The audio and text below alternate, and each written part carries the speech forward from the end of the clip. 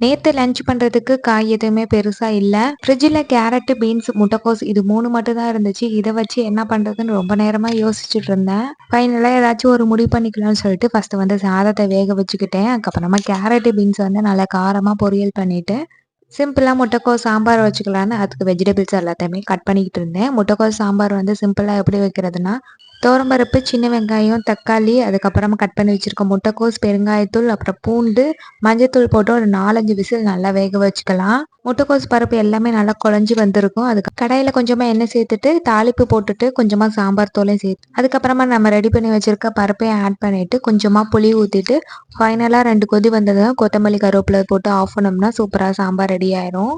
Carrot beans எண்ணெயிலே நல்லா fry ஆனதுக்கு அப்புறமா உப்பு, மஞ்சத்தூள், மிளகாய்த்தூள் இது 3ஐயும் மட்டும் போட்டு நல்லா ஃப்ரை பண்ணி எடுத்தோம்னா சாம்பாருக்கு சூப்பரான சைட் டிஷ்ஷும் காரமா ரெடி ஆயிரும். ஒரு வழியா லஞ்சை இதை வச்சே எப்படியோ மேனேஜ் பண்ணியாச்சு. நாளைக்கு பார்க்கலாம்.